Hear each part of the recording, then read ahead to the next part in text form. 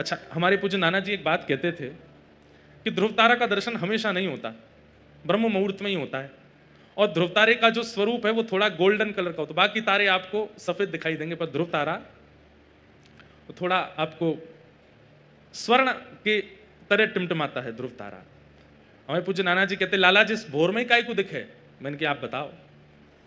तो कहते कि ठाकुर जी का नियम है, जैसे ठाकुर जी का नियम है कि ठाकुर जी मंगला में बद्रीनाथ में होते हैं, राजभोग में जगन्नाथ में होते हैं, फिर सभा देखने के लिए ठाकुर जी द्वारिका जाते हैं और शयन के लिए ठाकुर जी रंगनाथ जाते हैं।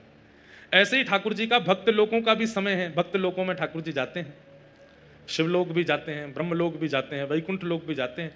पर जब हमारा ब्रह्म मुहूर्त होता है उस समय ठाकुर जी ध्रुवलोक जाते हैं, इसलिए ध्रुव तारा उसी समय दिखता है। तो ब्रह्म बेला में ध्रुव तारा का दर्शन करना मतलब आप साक्षात हरि को देख रहे हैं। उस समय हरि वहां विराजमान है। उस समय हरि कहाँ है? ध्रुवलोक में, उनका आप दर्शन कर रहे हैं। ध्रुव जी और ध्रुव जी के परिकर को दर्शन देने के लिए ठाकुर जी ब्रह्म मुहूर्त में जाते हैं, इसलिए ध्रुव तारा ब्रह्म मुहूर्त में ही दिखता है। आप साइंटिफिक रीजन तो चाहे जितने बना लो, पर भाव का दर्शन तो यही है कि ठाकुर जी उस समय जाते हैं। ध्रुव जी महाराज असंख्य दीपों से ध्रुव लोक को तैयार करते हैं, इसलिए ध्रुव तारा टिमटिमाता है मंगल बेला में। उस समय ठाकुर जी वहां होते हैं। ऐसे ध्रुव जी का चरित्र सुनाया। ध्रुव जी के वंश में रागे राजा अंग हुए, अंग के पुत्र बैन हुए, बैन के यहाँ भगवान पृथु के रूप में प्रकट हुए, जिनके कारण धरती को पृथ्वी कहा जाता है।